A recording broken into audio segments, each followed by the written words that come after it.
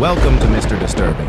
Tonight, we're plunging into the dark heart of the Appalachians with some truly unsettling true horror stories. That'll keep you up all night. If you're brave enough, smash that like button and subscribe so you don't miss the next descent into fear. My name is Adam Mercer. I am 34 years old. I work as a terrain survey engineer for a private firm out of Richmond. We specialize in forest mapping, remote locations, long assignments. Solitude comes with the job. And for me, that was part of the appeal. I've spent years alone in towers and cabins, charting wild land, logging ancient growth, watching storms roll in across endless ridges. The Jefferson National Forest was familiar ground, but this assignment was different. The tower they sent me to was old, steel-framed, 60 feet tall, deep in the forest, near the West Virginia border. Ravenon Hollow lay below it, a deep gorge locales called Devil's Window. The name came from old stories, whispers of things seen and unseen in the hollow. I'd heard them, but I didn't put much stock in such things. The tower had been offline for years. My job was to establish survey baselines, update drone maps, log canopy drift. The first 2 weeks passed like any other job. Days spent logging data, nights spent reading by lamplight. The forest here was dense, heavy with old growth, a green ocean rolling to the horizon, beautiful and silent. The silence was the first thing I noticed. Birds were there, but sparse. The deeper I mapped, the quieter it seemed to become. It was in the third week of June that things began to change. Subtle at first.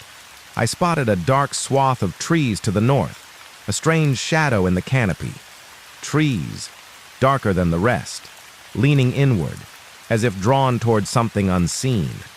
I flagged the anomaly, marked it for drone review.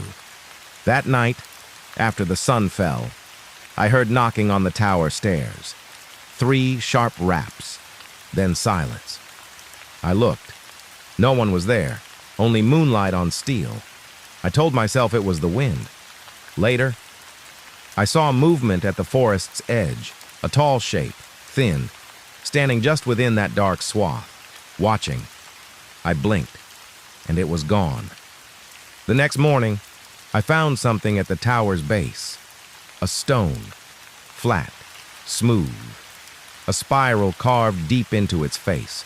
No footprints, no marks. I logged it, bagged it, told myself it was an old marker, an oddity. But the next day, the dark swath had spread. The trees leaned more sharply. The undergrowth within it withered, brown. And that night, the knocking came again. Louder this time, steadier. But again, no one was there, just emptiness, and another stone. This one left on the first stair, another spiral. The same hand, the same mark. The air grew heavy, still. Animal sounds faded, no birds, no insects. Even the wind stilled. The radio began to fail, static, then nothing. I couldn't reach base, couldn't raise nearby stations. I tried satellite uplink. The feed returned, distorted, static and faint voices beneath. At night, the forest glowed faintly, orange light pulsing in the distance. Shapes moved within it, tall, slow, silent. They walked without sound, without purpose, and always near the dark swath. The tower's structure groaned. Cold seeped in. I found a third spiral, etched into the railing outside, fresh, sharp. That night, the knocking became dragging, a wet sound rising the stairs, a breath, ragged, behind the door. I didn't open it. Couldn't. Come dawn. I found a third stone, larger, deeper spiral, and blood on its surface, left beside my bed. No prints, no trail. The forest outside lay in shadow, the dark swath, now a black scar reaching for the tower. I knew then I was not alone, and whatever watched was older than the forest, older than the stone, older than me. I barely slept after that third night. The blood-streaked stone sat in the corner of the room, wrapped in canvas, but the spiral burned behind my eyes every time I blinked. The air in the tower had changed, heavy, wet. Each breath tasted of stone and copper. The forest below was silent now. No birds, no insects, no wind. Even in daylight, the shadow over the northern ridge deepened. The swath had widened overnight. Trees bent unnaturally, their tops leaning toward some unseen center. I launched the drone at dawn, but the signal cut out the moment it crossed above Ravenon Hollow. The feed blinked, static, then dead. When I retrieved it, the memory was corrupted. The video showed no forest, only shifting orange light and shadows that writhed across the screen. I stopped trying after that. I packed what I could, considered leaving, but something held me in place. Curiosity, or something deeper. I told myself it was my job, but beneath that, a pull, a slow, spiraling pull. That night, the knocking returned, no longer a pattern, just scraping, dragging, up the stairs, and beneath it, the breath, wet, labored, closer. The door groaned in its frame, the metal cold as ice beneath my hand. I didn't open it. I waited. Flashlight gripped tight, breath held. Then, silence. Dawn came gray and thin. I stepped onto the platform and froze. A new spiral had been carved directly into the railing. The grooves were deep, fresh. The steel scored and bent inward. No human hand could have done it. The forest beyond swayed, though no wind moved.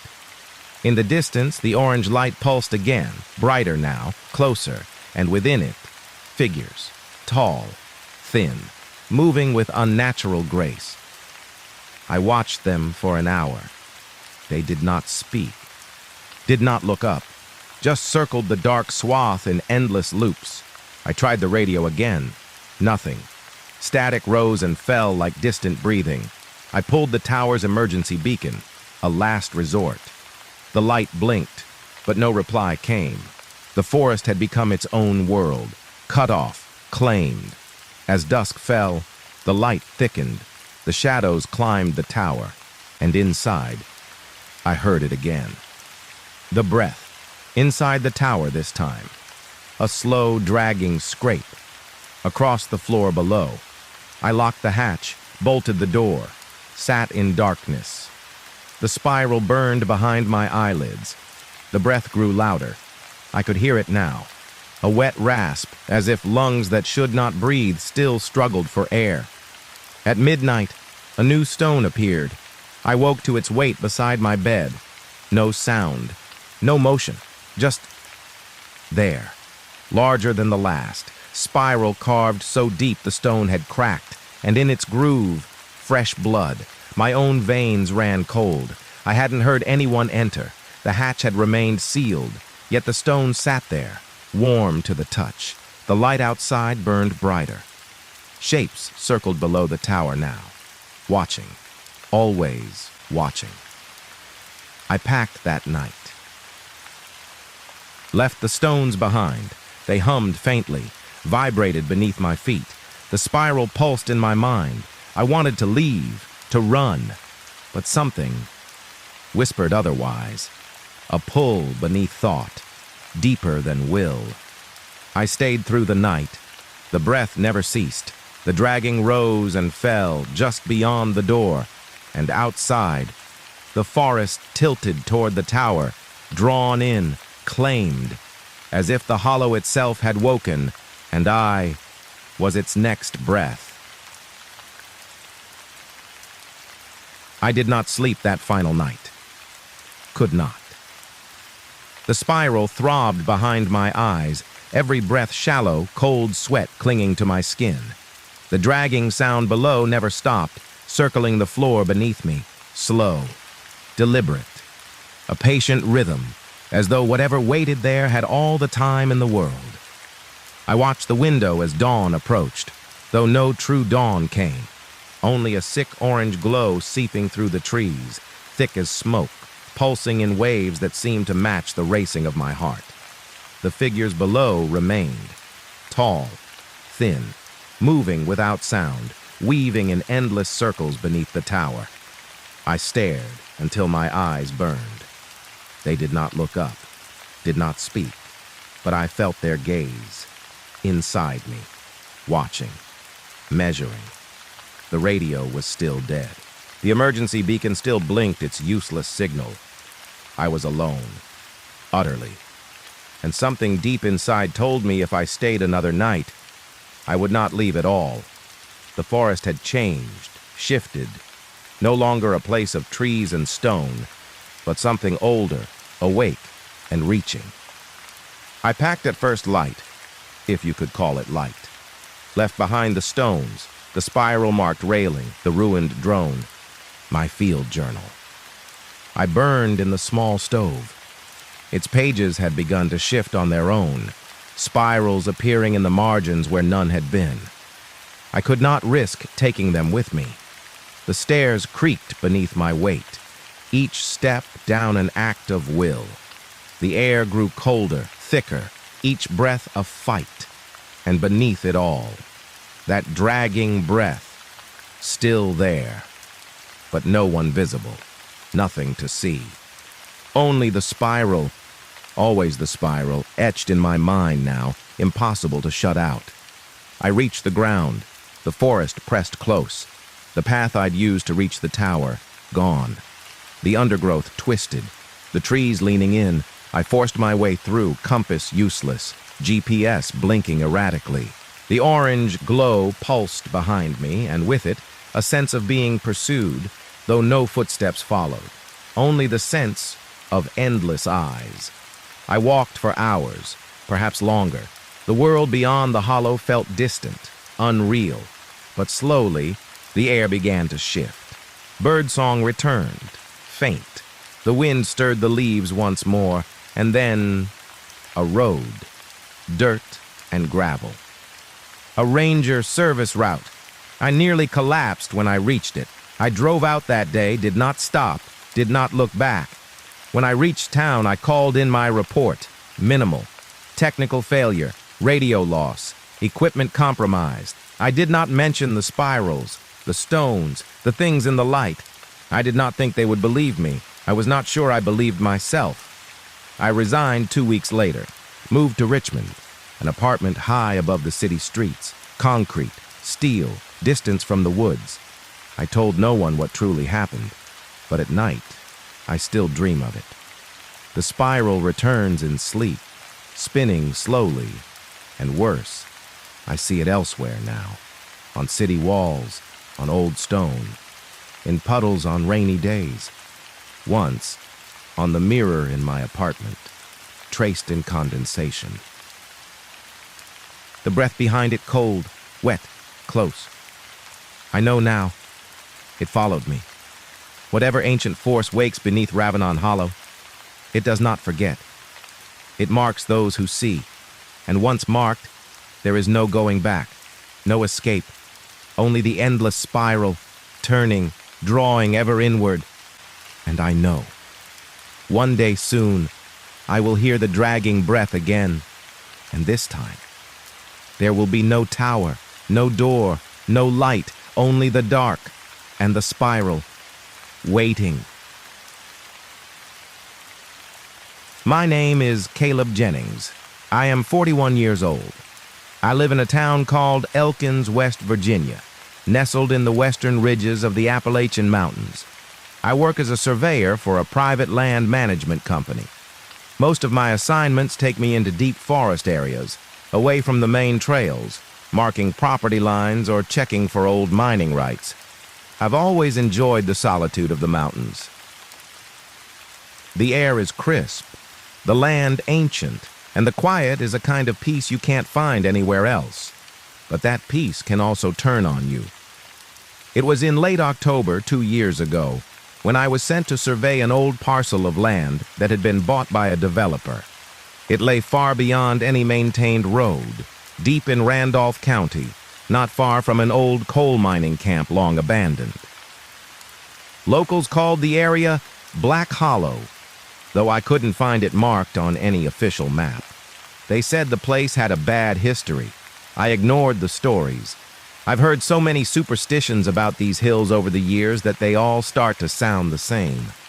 The job would take a couple days, so I packed my gear, loaded up my ATV, and set out early one morning under a pale gray sky. The trail grew rough quickly. By noon, I was well beyond the range of any cell service. The trees here grew closer, darker. The sun barely pierced the canopy. It was colder, too, colder than it should have been. The air felt dense, almost like something heavy was pressing down on me. I set up camp near a stream and began my work, marking old boundaries with fresh stakes and taking GPS readings. I remember noting how still the woods were. No birds, no squirrels, no sound except the occasional crack of a branch in the distance. That night, as I sat by my fire, I heard something moving beyond the ring of light. Slow, deliberate, heavy footsteps crunching the leaves. I called out, thinking maybe it was a black bear, but no sound answered me. The steps stopped. The silence returned. Later, when I climbed into my tent, I noticed something strange. My survey gear had been disturbed, stakes knocked over. The metal tape rolled out across the ground. I was sure I had packed it neatly. I told myself it must have been wind or an animal, though deep down, I knew better. The next morning, as fog clung low to the forest floor, I pressed deeper into the hollow. The land sloped down sharply. The trees grew twisted here, their trunks bent unnaturally, their bark split with long, dark scars. I found remnants of the old mining camp. A rusted-out cart, stone foundations choked with vines, the skeletal frame of a collapsed cabin. But there was something else, too. Further in, half buried in the earth, I found what looked like an old stone circle. 7 tall stones set upright in a rough ring, their surfaces covered in strange etchings worn with age. They didn't match any local Native American markings I'd ever seen. The ground around the stones felt wrong. The soil was dry and dead, though the rest of the forest was lush. No plants grew near the circle. No insects crawled across it. The air was bitter cold. I didn't want to linger, but my job required me to log every landmark. So I approached carefully, took photos, marked the location, and quickly moved on. As I hiked back toward camp, I noticed something even more unsettling. Footprints in the muddy trail. Barefoot. Human. But they weren't mine. They were fresh. And they followed my path all the way back to the stream. I checked the surrounding woods, called out again. No answer. That night the forest came alive. I heard voices. Distant at first, then closer. Low chanting, rising and falling in a rhythm that made my skin crawl. Flickering lights moved between the trees, like torches or lanterns. Shapes shifted in the darkness, just beyond my vision. I stayed in my tent, heart pounding, too afraid to move. Around midnight, I heard footsteps circling me, slow and steady. Something brushed against the fabric of my tent. A low, guttural whisper seeped through the seams. My breath froze in my throat. I couldn't understand the words, but the intent was clear. I was not welcome here. When dawn broke, the forest was silent once more, but my gear had been torn apart, stakes broken, the survey map shredded and scattered like leaves. And on the ground before my tent, drawn in the dirt with some sharp object, was a crude symbol, a spiral within a jagged circle. I packed up and left without finishing the job. The ATV barely started. The trail out seemed longer, the woods closing in tighter with every turn. When I finally reached the main road, the air felt lighter. The sun was warm again. But I couldn't shake the feeling of unseen eyes still watching from the shadows. I told my boss I had finished the survey, but I didn't mention the circle, or the voices, or the footprints. Some things are better left unsaid. Yet even now, 2 years later, I still dream of that hollow. And sometimes on cold nights, I wake to the sound of footsteps outside my window. The spiral burned into my mind. Weeks passed after I left Black Hollow, but the sense of unease followed me everywhere. I'd find myself staring out the window late at night, listening for footsteps that weren't there. Sleep came in restless fits. My dreams were filled with dark forests, with that stone circle looming larger each time, the spiral symbol spinning endlessly in my mind. Sometimes I'd hear voices in the dream, the same guttural chanting from that night in the woods. It began to affect my work. I became withdrawn, jittery. Friends noticed, but I offered no explanations. I wasn't sure they would believe me even if I tried. One rainy afternoon, I drove to the local historical society, hoping to learn anything about that strange sight. I met an older woman named Mabel, a volunteer archivist. When I asked about Black Hollow, her face grew pale. She said very little, only that the area was once avoided even by the old settlers, who called it a blighted ground. I pressed her for more, but she only warned me, "Don't go back there, Mr. Jennings. That place remembers." The words chilled me more than I care to admit. I left with no new information, but an even deeper sense of dread. Still, curiosity gnawed at me. I reviewed my photos of the stone circle. The etchings were faint but deliberate. I scoured old books and online forums about Appalachian folklore, trying to find a match. Days turned into weeks, and still I found nothing concrete. But late one night, I stumbled across an obscure reference in a digitized journal from the early 1900s. A surveyor, much like myself, had written of finding a similar stone ring deep in Randolph County. His notes mentioned the old ones of the hollow and spoke of lights in the trees, voices in the night, and strange symbols that appeared in dreams. The journal ended abruptly. The man had vanished, his last entry a single sentence: "They are awake." Reading those words sent a cold wave through me. Against all better judgment, I knew then I had to return. Something inside me, curiosity, obsession, or perhaps the pull of whatever force lingered in that place, demanded it. I prepared carefully this time. Multiple GPS trackers, spare batteries, a satellite beacon, and a sidearm. I told no one where I was going. Early one gray morning, with the first frost dusting the ground, I set out again toward Black Hollow. The forest felt different as I approached. Quieter, heavier. The shadows seemed to move with purpose. The trail I had marked months before was gone, swallowed by undergrowth. Yet somehow I found my way, as though the land itself guided me. Hours passed in a haze of creeping fog and silent trees. When I finally reached the clearing, the stone circle stood untouched, as if no time had passed. The air was bitter cold. The ground within the ring was still barren. I hesitated at the edge. The air buzzed faintly, a vibration in my bones. I stepped inside. The temperature dropped instantly. My breath hung in the air. The etchings on the stones seemed deeper, the spiral pulsing slowly in my vision. I took new photos, measurements, anything to document what I could. Then I heard it. Footsteps, soft and deliberate, moving through the trees. My pulse quickened. I scanned the forest but saw nothing.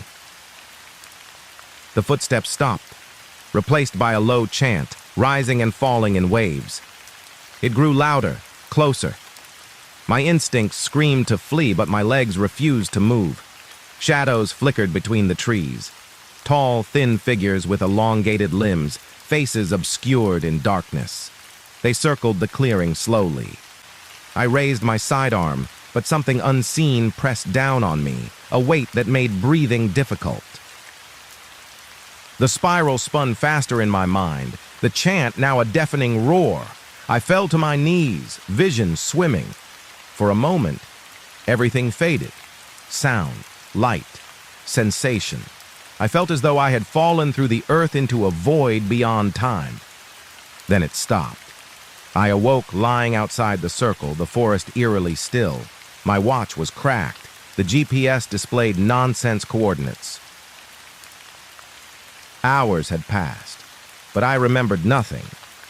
Only the spiral burned behind my eyes. Dazed, I stumbled back through the forest. The trail out was unfamiliar, twisted. Trees seemed to shift around me. Eventually, by sheer luck or some guiding force, I found my ATV and fled the hollow. Back in town, I was a ghost of myself. Friends barely recognized me. Days passed in a blur. The dreams grew worse. Visions of ancient rites, of towering figures speaking in voices older than language. The spiral appeared everywhere, in frost on my window, in the grain of wood, in the patterns of fallen leaves. I became obsessed, filling notebooks with frantic sketches and notes I barely understood. I knew then that whatever was in Black Hollow had marked me. The land remembered. The figures had seen me, and something ancient had awakened. Now, even as I write this, I hear faint footsteps outside my home. The nights grow colder, the shadows deeper, and sometimes, when the wind howls through the trees, I hear the chant rising once more. I fear it is not over. Not yet. It has been 3 months since I last set foot in Black Hollow. The nightmares have not stopped. If anything, they have grown stronger, more vivid, more insistent. I wake most nights drenched in sweat, my heart racing, the image of that endless spiral burned behind my eyes. The chanting voices are with me now, even in daylight, a constant whisper beneath the surface of normal sound. I cannot concentrate. I cannot rest.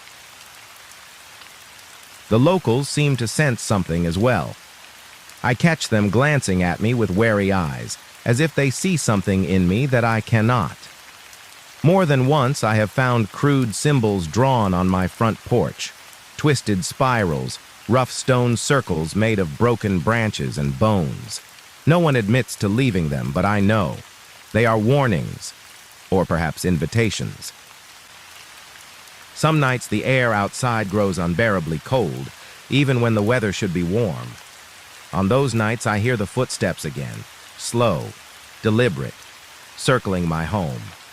I have stopped calling the police. They find no one. They think I am imagining things. But I know better. The spiral marks have begun to appear on my skin, faint at first, like bruises beneath the surface, but growing darker with each passing day. No doctor can explain them. No treatment removes them. I wear long sleeves now, though the itching beneath the skin is maddening. The more I try to resist the pull of the hollow, the stronger it becomes. The spiral turns in my mind constantly, urging me back, whispering that I belong to it now. I have tried to fight it. I have tried to leave town altogether, but each time I cross the county line, the dreams grow unbearable. The whispers turn to shrieks. I am drawn back, as if by unseen threads. The old woman at the Historical Society, Mabel, found me one afternoon sitting outside her door, half mad from lack of sleep. She said little, only pressed a small carved talisman into my hand and whispered, "If they call you again, do not answer." But it is too late. The call is already within me. Last night I dreamed of the hollow again. But this time, I was not an intruder. I was among them, standing within the stone circle, beneath a sky blacker than night, the spiral glowing bright before me. The tall figures stood around me, chanting, their voices echoing through endless voids. And I chanted with them. When I awoke, the dirt beneath my fingernails was black as coal. The spiral had deepened on my arms. My boots were muddy, though I had not left my house. The old GPS unit on my desk was active, though I had not touched it. The screen displayed a single message, coordinates. The location of Black Hollow. I know what this means. I know what they want. Tonight, the fog has returned, thick and choking. The air hums with that familiar vibration. The lights flicker and die. Outside, the footsteps have begun again, slower this time, more purposeful. They are not trying to scare me anymore. They are calling me home. I have packed my gear one last time. The sidearm is useless, but I carry it out of habit. The spiral is clear now across my chest. My reflection in the mirror is pale, gaunt, eyes sunken and ringed with shadow. I barely recognize myself. I do not know what I will find in Black Hollow this time. I do not know if I will return, but I cannot fight it any longer. The spiral turns, the chant calls, and in the deepest part of me, some dark part welcomes it. If someone finds this journal, know this. There are places in these mountains that do not belong to us. Places older than time, where things still move in shadow and whisper in forgotten tongues. If you value your life, stay away from Black Hollow. Do not follow the spiral. Do not listen to the chant. And if you hear footsteps in the dark, run. For by then, it is already too late.